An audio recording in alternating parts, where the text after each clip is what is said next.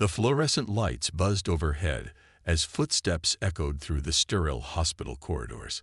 It was 2 a.m., and Dr. Marcus Bennett was making his way through the quiet halls of Boston General Hospital, doing his final rounds before his shift ended. His white coat swished softly as he walked, checking patient charts and looking forward to heading home after a long 16-hour day. The peace was shattered by the shrill ring of his emergency pager. Marcus pulled it out, his dark eyes scanning the message. His steady hand suddenly trembled as he read the details. Multiple traumas incoming, one critical patient with severe chest injuries. But it wasn't the nature of the injuries that made his breath catch. It was the patient's name, Emily Parker. The memory hit him like a physical force. 6 months ago, that same name had been on his consultation schedule.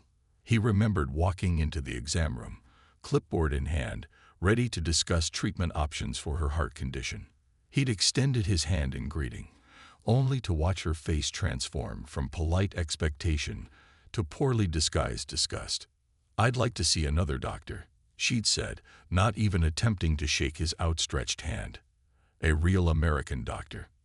Marcus had stood there, his medical degree from Harvard hanging just visible through the open door behind him, his years of advanced training and countless successful surgeries suddenly meaningless in the face of such raw prejudice.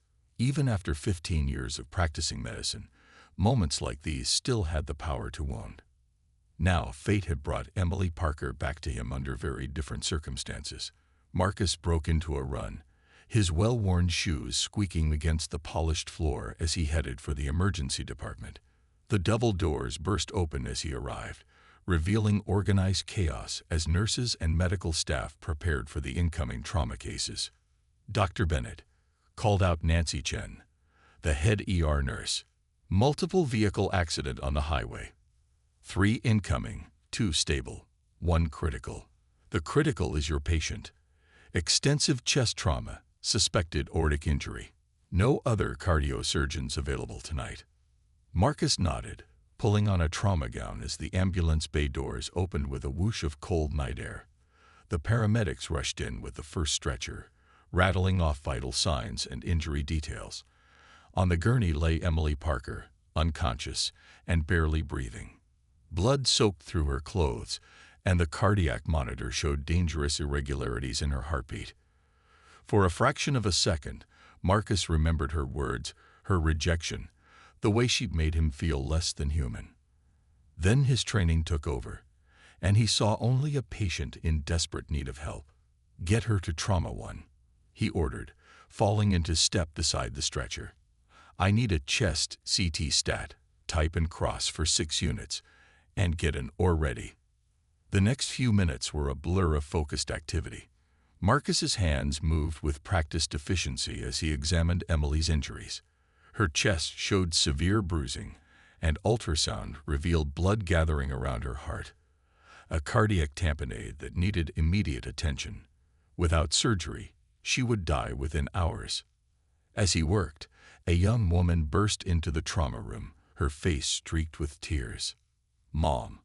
Oh God, Mom," she cried out, trying to push past the nurses to reach the bed. "Are you family?" Marcus asked, not looking up from his examination. "I'm her daughter, Grace Parker," she sobbed. "Please, you have to help her. She was driving home from my house when it happened. A truck crossed the median. And..." Marcus finally looked up, meeting Grace's desperate gaze. Recognition flickered across her face as she saw him, and he knew she remembered. She had been there that day in his office, had watched her mother's rejection of him, had looked away in embarrassment, but said nothing. "Dr. Bennett," she whispered, her voice catching. "Your mother needs emergency surgery," Marcus cut in, his voice professional and calm. "She has severe trauma to her chest and heart. I'm the only cardiac surgeon available tonight. Do I have your consent to operate?" Grace's eyes widened, tears spilling down her cheeks as the weight of the situation hit her. Here was the doctor they had rejected, now holding her mother's life in his hands. "Yes," she managed to say. "Please, save her. Please." Marcus nodded, already turning to the OR nurse to give pre-op orders. The irony of the situation wasn't lost on him, but it didn't matter. In this moment, he wasn't a black doctor facing a prejudiced patient. He was simply a surgeon with the skills to save a life. As the trauma team prepared to move Emily to surgery, Marcus caught a glimpse of his reflection in the glass door.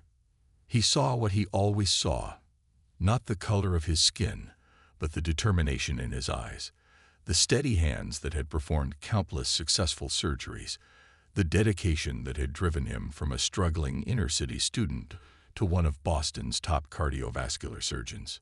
His father's words echoed in his mind, words that had guided him through medical school, through residency, through every moment when someone doubted him because of his race. Excellence is the best response to ignorance. The monitors beeped steadily as Emily was transferred to a surgical gurney. Her blood pressure was dropping, time running out. Marcus straightened his shoulders and headed for the OR, where his team was waiting. Tonight, excellence would mean more than proving a point. It would mean the difference between life and death. Behind him, Grace Parker watched him go, her hands clasped together as if in prayer. And in that sterile hospital corridor, beneath the humming fluorescent lights, the barriers of prejudice began to crack, washed away by the simple truth that in moments of crisis, what matters is not the color of the healer's skin, but the skill of their hands and the strength of their commitment to preserve life. The doors of the trauma room swung shut, and Marcus Bennett walked toward the operating room, carrying with him the weight of not just one life, but of all the moments that had led to this one. Every struggle, every triumph, every prejudice overcome. Tonight, he would do what he had always done. He would be the best doctor he could be, and let his work speak for itself. The memory played in Marcus's mind as he scrubbed for surgery, the steady stream of hot water flowing over his hands. It had been a routine Tuesday morning 6 months ago, the kind of spring day that made Boston feel alive with possibility. Cherry blossoms dotted the hospital grounds, and sunlight streamed through his office windows. Marcus had been reviewing patient files when his nurse, Linda, knocked on the door.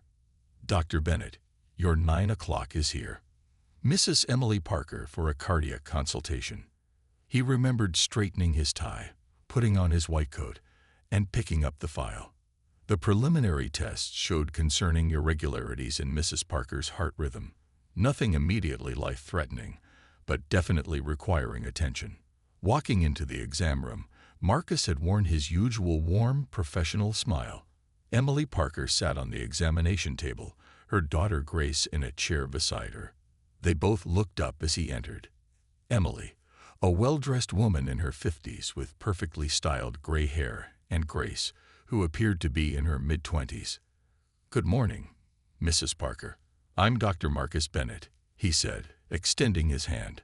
He watched as Emily's polite expression froze, her eyes widening slightly as she took in his appearance. Her hand remained in her lap. "There must be some mistake," Emily said, her voice tight. "I was referred to Dr. Bennett by Dr. Thompson." "Yes, that's correct. I'm Dr. Bennett, head of cardiology here at Boston General." Marcus kept his voice level, though he already knew where this was heading. He'd seen that look too many times before. Emily stood up, gathering her designer purse. "I meant the real Dr. Bennett, the American one." Grace's face flushed red with embarrassment. "Mom," she whispered, but Emily cut her off with a sharp gesture. "I specifically requested a different doctor when I made this appointment. I want someone who understands my background, my needs. Someone more traditional." Marcus thought about his father in that moment.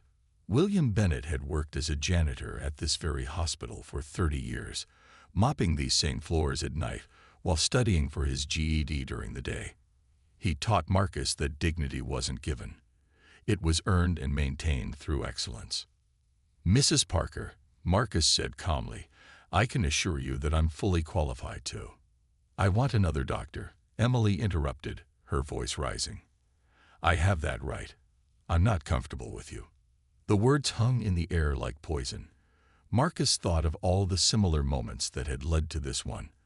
The high school guidance counselor who'd suggested trade school instead of pre-med, the college admissions officer who'd questioned if his excellent grades were really earned, the patients over the years who'd requested transfers upon seeing his face. He also thought of his mother, Ruth, a nurse who'd worked double shifts to help pay for his college applications.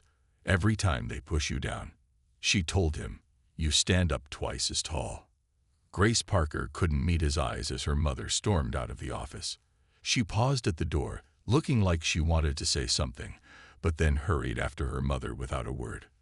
Later that evening, Marcus sat in his father's small but immaculate living room, sharing the story over a cup of coffee. William Bennett, now retired, listened quietly as his son spoke. It still happens, Dad. After all these years, all the work, the degrees, the publications, some people still only see one thing. William leaned forward in his worn armchair, his eyes wise with years of hard-won knowledge. Son, let me tell you something about excellence. It's not just about proving them wrong. It's about proving yourself right. Every life you save, every patient you help, that's not just medicine. That's changing the world, one heart at a time. Marcus looked at the walls around them, covered with framed achievements, his Harvard Medical School diploma, awards for surgical innovation, newspaper clippings about his groundbreaking procedures. None of them had come easily. He remembered the long nights studying in the inner-city library because their neighborhood wasn't safe after dark. The scholarships he'd fought for, the jobs he'd worked while maintaining perfect grades, the extra hours he put in during residency, knowing he had to be twice as good to be considered half as worthy. His father had taught him early that excellence wasn't just about personal achievement. It was about breaking down barriers for those who would come after. Every time he performed a successful surgery, every time he taught a new technique to residents, every time he published research, he was helping to change perceptions. Remember what I always told you, his father said, sipping his coffee. Excellence is the best response to ignorance. Not anger, not bitterness. Excellence. Marcus nodded, feeling the familiar strength of those words. They had carried him through medical school, through his residency, through every moment of doubt and discrimination. They had helped him build one of the most successful cardiac surgery practices in Boston. That evening, after leaving his father's house, Marcus had gone back to the hospital to check on his patients. In the cardiac ward, he passed by numerous rooms where people of all backgrounds rested and healed because of his skill. Their lives had been extended, their families given more time together, because he had refused to let anyone define his limits. Walking those quiet halls, Marcus made a silent promise to himself and to every future doctor who would face similar barriers. He would continue to excel, to innovate, to heal.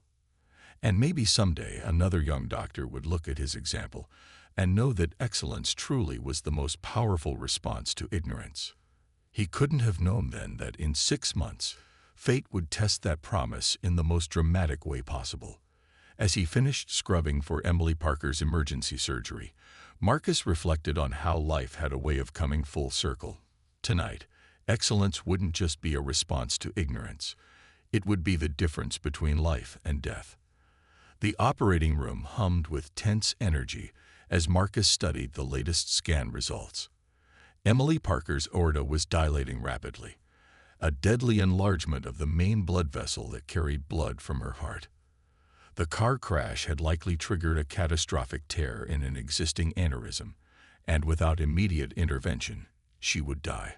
Grace Parker paced in the small consultation room where Marcus had taken her to explain the situation. Her mascara had left dark tracks down her cheeks, and her hands trembled as she clutched her phone. The screen showed a series of unanswered calls to other hospitals in the region. "Nobody else can take her," Grace said, her voice breaking. "Mass General is dealing with a major bus accident. Boston Medical Center's cardiac team is in the middle of another emergency surgery. I tried everywhere within reach." Marcus nodded, keeping his voice steady and professional. "The aneurysm is severe, and it's growing. We need to operate immediately to have any chance of saving your mother's life." He spread out the scan images, pointing to the critical areas. The impact from the crash has caused a tear here, and blood is leaking into the surrounding tissue. Grace stared at the images, then looked up at Marcus with red-rimmed eyes. The recognition and shame in her gaze were unmistakable. "Dr. Bennett, about what happened before. What my mother said. That's not important right now," Marcus interrupted gently. "What's important is that your mother needs surgery, and I'm here to help." The monitors in the nearby trauma bay suddenly erupted in urgent beeping. Through the window, they could see Emily's blood pressure dropping dangerously low. The nursing staff rushed to stabilize her as Marcus quickly moved toward the door. "Please," Grace called after him, her voice small and desperate. "Please save my mother." Marcus paused for a moment, looking back at her. "I'll do everything I can," he promised, then hurried to begin preparations for surgery. The operating room team moved with practiced efficiency as they prepared for the complex procedure ahead. Marcus had performed countless aortic repairs, but each case was unique, and this one presented particular challenges. The crash had caused additional trauma that complicated the surgical approach. As he worked with the surgical team to position Emily on the operating table, Marcus thought about the path that had led them all here. Life had a strange way of bringing people together, of testing both skill and character in unexpected ways. The anesthesiologist, Dr. Rachel Turner, looked up from her preparations. "BP's still dropping, Marcus. We need to move fast." Marcus nodded, his mind already mapping out the procedure. "We'll need to cool her body temperature to protect her organs while we repair the aorta. Have the heart-lung machine ready." The room filled with the methodical sounds of surgical preparation. Monitors beeping, instruments being arranged, the soft whoosh of the ventilator. Through it all, Marcus maintained his focus, mentally reviewing each step of the complex procedure ahead. Linda, his trusted nurse, began the surgical count. Her voice was clear and steady as she documented each instrument, each piece of gauze. She had worked with Marcus for over a decade, and they moved together with the synchronized precision of long practice. "Dr. Bennett," called Dr. Turner, "patient's ready for you." Marcus took his position at the operating table, accepting the scalpel from Linda. The harsh operating room lights illuminated the surgical field as he made the first careful incision. There was no room for thoughts about the past now, no space for anything but the intricate work of saving a life. The next few minutes were crucial.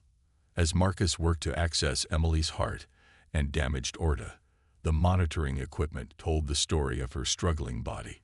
Each beep represented a heartbeat fighting to continue, each number on the screen a measure of how close they were to losing her. "Blood pressure's still falling," Dr. Turner announced. "We need to get her on bypass soon." Marcus worked steadily, his movements precise and deliberate despite the urgency of the situation. Years of training and experience guided his hands as he carefully navigated through layers of tissue to reach the damaged vessel. When he finally exposed the aorta, the extent of the injury became clear. The tear was worse than the scans had shown, with multiple points of damage that would require complex repair. But Marcus had seen worse, had saved patients from similarly dire situations.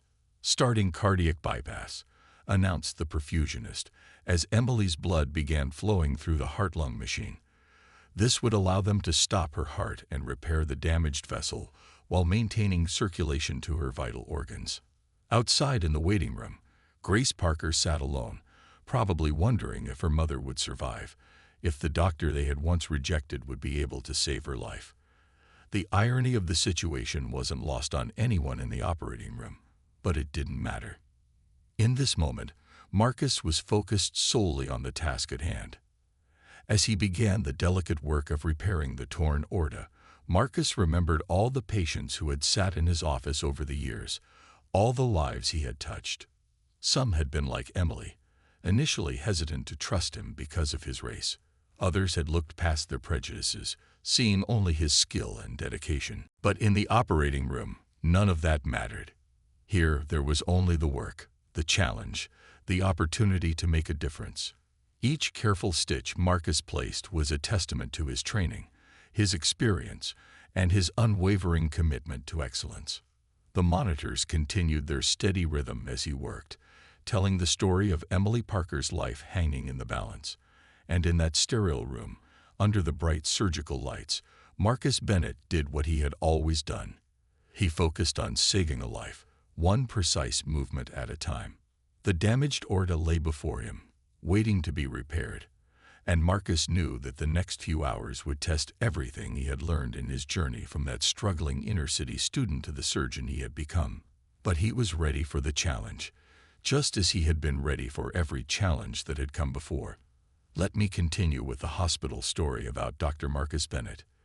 The operating room fell into a focused silence as Marcus began the most critical part of the procedure. 4 hours had passed since they'd first opened Emily Parker's chest, and now they were reaching the moment of truth. The damaged section of her aorta lay exposed under the bright surgical lights, the tear more extensive than they'd initially thought. "Clamp is holding steady," Linda announced, her eyes fixed on the monitors. "Pressure stable." Marcus's hands moved with practiced precision as he began the delicate repair. Years of experience guided each stitch, each careful movement designed to restore the integrity of the damaged vessel. Sweat formed under his surgical cap, but he remained completely focused on the task. "Blood pressure dropping," Dr. Turner called out from behind the anesthesia station. "She's not tolerating the bypass as well as we hoped." Marcus nodded without looking up. "Let's pick up the pace. More suction here, Linda." His fingers moved faster but remained steady, years of training allowing him to work both quickly and precisely. Every second counted now. The team worked in perfect synchronization, anticipating each other's needs without words. They'd performed countless surgeries together, but this one felt different. Perhaps it was the irony of the situation, or maybe it was the sheer complexity of the repair required. Suddenly, the monitors erupted in urgent beeping. "Major hemorrhage," Linda called out. "Pressure dropping rapidly." Marcus's hands remained steady even as his mind raced through options. This was the moment where experience meant everything, where all those extra hours of study, all those additional surgeries he'd insisted on observing during his residency, came into play. "I can see the secondary tier," he announced, his voice calm despite the crisis. Preparing to place the reinforcement graft. He pioneered this particular technique 2 years ago, publishing the results in a leading cardiac surgery journal. It was precisely for moments like this that he'd developed it. The next 30 minutes were intense, with Marcus working to control the bleeding while simultaneously repairing both tiers. The room was silent except for the beeping of monitors and the occasional quiet request for instruments. Every person present knew they were watching something extraordinary, a display of surgical skill that went beyond routine expertise. "BP starting to stabilize," Dr. Turner announced finally. "She's responding to the repair." Marcus completed the final crucial stitches, checking and double-checking his work. The repaired aorta now looked almost normal, the grafts blending seamlessly with the native tissue. It was some of his best work, done under the most challenging circumstances. As they began the process of closing, Dr. Turner looked across the table at Marcus. "That was incredible," she said quietly. "I've never seen anyone handle a double tear like that." Marcus simply nodded, his mind already on the post-operative care Emily would need. The surgery was successful, but the next 24 hours would be critical. He thought about Grace waiting anxiously in the family room, and about the conversation they would need to have. After closing, Marcus stepped away from the table, peeling off his surgical gloves and mask. His back ached from standing in the same position for so long, but there was satisfaction in knowing they'd done everything possible. The rest was up to Emily's body to heal. Linda began the final instrument count as the other team members prepared Emily for transfer to the cardiac ICU. "That new technique you used," she said, "it's going to save a lot of lives." Marcus smiled slightly as he washed his hands. "That's always been the goal," he replied. "To help as many people as we can." The irony wasn't lost on him that the technique he'd developed, the one that had just saved Emily Parker's life, might never have existed if he'd listened to those who'd tried to discourage him from pursuing medicine. Every obstacle he'd faced had only pushed him to work harder, to learn more, to innovate. As he dried his hands, Marcus looked at his reflection in the small mirror above the sink. He saw what he always saw, not a black doctor who had faced prejudice, but simply a surgeon who had just done his job to the best of his ability. Excellence, as his father had taught him, spoke louder than any words. Walking toward the family waiting area, Marcus prepared himself for the conversation with Grace. He would tell her about the surgery's success, explain the challenges they'd faced and overcome, and outline the recovery process ahead. He would do it all with the same professionalism he'd always maintained, because that's what excellence demanded. The morning sun was just beginning to peek through the hospital windows as Marcus approached the waiting area. Another day was dawning, bringing with it the possibility of change, not just in Emily's physical health, but perhaps in something deeper and more fundamental. Grace looked up as he entered, her face etched with worry and hope. Before he could speak, she stood, her hands clasped together. The moment hung between them, heavy with the weight of past prejudice and present redemption. Marcus smiled gently, ready to deliver the news that would begin the next chapter of this unexpected story. In that moment, he was simply a doctor telling a daughter that her mother would live. And sometimes that was the most powerful statement of all. The cardiac intensive care unit was quiet except for the steady beeping of monitors and the soft whoosh of ventilators. 3 days had passed since Emily Parker's surgery, and the morning sun cast gentle shadows through the windows. Grace hadn't left her mother's side, sleeping in the uncomfortable chair beside the bed, waiting for the moment when Emily would finally wake up. Marcus had been checking on Emily every few hours, monitoring her recovery with careful attention. The surgery had been successful, but these first days were crucial. Each time he entered the room, Grace would look up with a mixture of gratitude and lingering shame. It happened during morning rounds. Marcus was reviewing Emily's latest test results when he noticed a change in her breathing pattern. Grace, who had been dozing lightly, suddenly sat up straighter as her mother's fingers twitched in her grasp. "Mom." Grace leaned forward, squeezing her mother's hand. "Mom, can you hear me?" Emily's eyelids fluttered, then slowly opened. For a moment, she seemed confused, her gaze drifting around the unfamiliar room. Then her eyes found Grace's face, and recognition dawned. Marcus stepped closer to check her vital signs, his movements careful and professional. When Emily's gaze shifted to him, he saw the moment she recognized him. Her eyes widened slightly, and her heart monitor showed a brief spike in her pulse. Before Emily could speak, Grace tightened her grip on her mother's hand. "Mom, listen to me," she said, her voice thick with emotion. "You're in the hospital. There was an accident, a bad one. You needed emergency surgery." Emily tried to speak, but her throat was too dry from the breathing tube that had recently been removed. Grace quickly offered her some ice chips, then continued speaking. "Dr. Bennett saved your life, Mom. He was the only cardiac surgeon available that night, and thank God he was here." Grace's voice grew stronger as she spoke. "Your aorta was torn in 2 places. The other hospitals couldn't take you. There wasn't time to transfer you anywhere else.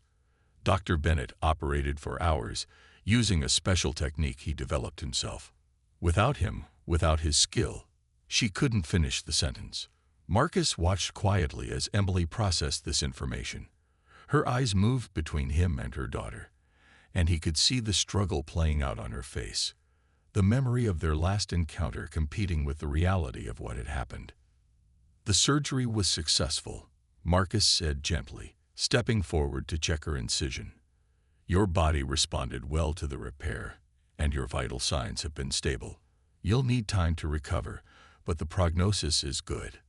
Emily's eyes filled with tears as she looked at him. She tried to speak again, managing a whisper this time. "I'm sorry," she said, the words barely audible. "I was wrong. So wrong."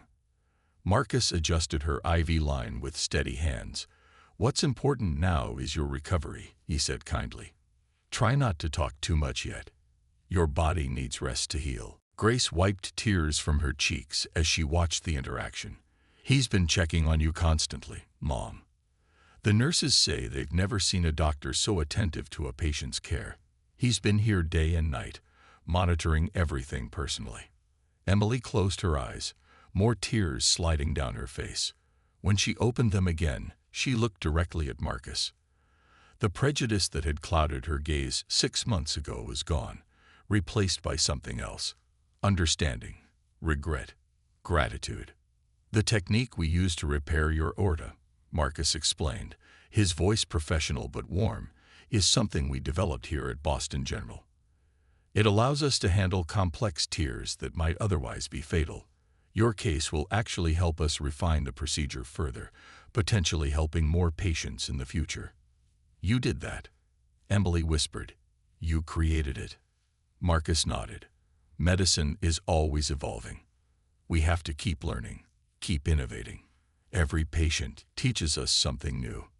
The monitors continued their steady rhythm as the three of them sat in silence for a moment. Outside the ICU windows, the morning light grew stronger, illuminating the room with a warm glow. It felt, somehow, like more than just a new day dawning. "Thank you," Emily said finally, her voice stronger now. "For saving my life. For being here despite how I treated you." Marcus checked her vital signs one more time, noting with satisfaction that everything looked stable. "Rest now," he said. "We'll talk more when you're stronger. Grace, make sure she doesn't try to talk too much." As he turned to leave, Emily spoke again. "Dr. Bennett."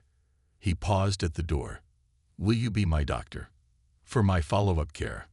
Marcus looked back at her, seeing the genuine request in her eyes. "Of course," he said simply. "We'll get you through this together." Walking out of the ICU, Marcus felt the weight of the moment. In his career, he had faced countless instances of prejudice, but few had ended with such a clear transformation. Emily Parker's journey from rejection to acceptance was more than just a personal change. It represented the power of excellence to break down barriers and change hearts. His father's words echoed in his mind once again. "Excellence is the best response to ignorance." Looking back through the ICU window at mother and daughter, Marcus knew that sometimes excellence could do more than just respond to ignorance. It could heal it. The grand ballroom of the Boston Marriott sparkled with elegant decorations as hundreds of guests gathered for Boston General Hospital's annual fundraising gala. 1 year had passed since that fateful night in the emergency room, and the changes that had rippled out from it were beyond what anyone could have imagined. Emily Parker stood at the podium, her voice clear and strong as she addressed the crowd. The surgical scar on her chest was hidden beneath an elegant evening gown, but she spoke of it openly, using it as a symbol of her transformation. "A year ago, I was a different person," she began, her eyes scanning the attentive faces before her. "I was someone who let prejudice blind me to excellence. Someone who judged a brilliant doctor not by his skills or his character, but by the color of his skin." In the front row, Marcus sat beside his father, William, both men dressed in formal suits. William's eyes shone with pride as Emily continued her speech. "When I was brought to the emergency room that night, unconscious and dying, Dr. Marcus Bennett didn't see the woman who had rejected him months before. He saw a patient who needed help, and he used every bit of his incredible skill to save my life." Emily went on to describe the foundation she had created, the Bennett Excellence Initiative. It would provide full scholarships to minority students pursuing medical careers, along with mentorship programs and support services. "This foundation isn't just about writing checks," Emily explained. "It's about changing the face of medicine, one student at a time. It's about making sure that no brilliant young mind is held back by prejudice or lack of resources." The first class of Bennett scholars sat together at a nearby table. 5 young students from diverse backgrounds, each with dreams of becoming doctors. They had been carefully selected not just for their academic excellence, but for their commitment to serving underserved communities. Marcus thought about his own journey as he listened to Emily speak. He remembered the long nights studying in the library, the extra jobs he'd worked to pay for his textbooks, the constant pressure to prove himself. Now, these students would have an easier path, though they would still face their own challenges. After Emily finished her speech, she introduced Marcus to the podium. As he stood to address the crowd, he caught sight of Grace in the audience, beaming with pride. She had become a regular volunteer at the hospital, helping to coordinate the Foundation's mentorship program. "My father taught me that excellence is the best response to ignorance," Marcus began, smiling at William. "But what I've learned is that excellence isn't just about proving yourself. It's about opening doors for others. It's about turning moments of prejudice into opportunities for change." He spoke about the surgical technique he'd developed, which had now been used to save dozens of lives across the country. He talked about the research program the Foundation was funding, aimed at addressing healthcare disparities in underserved communities. "What happened in that operating room a year ago wasn't just about saving one life," Marcus continued. "It was about showing that when we put aside our prejudices and focus on what truly matters, skill, dedication, compassion, we all benefit." The evening continued with dinner and dancing, but the real action was happening at the small tables where Bennett scholars were deep in conversation with established doctors, forming connections that would shape their futures. William Bennett made his way to Emily's table during the dessert course. The former hospital janitor who had worked so hard to support his son's dreams now sat with the woman who had helped turn those dreams into opportunities for others. "Your son," Emily said to William, "he didn't just save my life. He showed me a better way to live it." William nodded, thinking of all the nights he'd spent mopping hospital floors, telling young Marcus stories about the doctors he observed, encouraging his son's dreams even when they seemed impossible. Later that evening, as the gala wound down, Marcus stood by the window looking out over the Boston skyline. He thought about the changes one year had brought, not just in Emily's heart, but in the ripple effects that had touched so many lives. The Bennett Excellence Initiative had already secured funding for the next decade of scholars. Hospitals across the country had reached out about establishing similar programs. What had started as one woman's transformation had grown into a movement for change. Emily joined him at the window, both of them reflecting on the journey that had brought them here. "You know," she said quietly, "sometimes I think about what would have happened if I hadn't had that accident, if I hadn't been forced to confront my own prejudice." Marcus turned to her with a gentle smile. "Sometimes the hardest lessons are the ones we need most." As they looked out at the city lights, both knew that this was more than just a story of personal redemption. It was a testament to the power of excellence to break down barriers, to the ability of compassion to transform hearts, and to the way that one moment of crisis could lead to lasting change. The Bennett Excellence Initiative would go on to support hundreds of medical students over the years, each one carrying forward the lesson that excellence, combined with compassion, could open doors and change lives. And in hospital corridors across the country, a new generation of doctors would practice medicine with the knowledge that skill and dedication knew no color, that healing knew no prejudice, and that excellence, in the end, spoke louder than any words.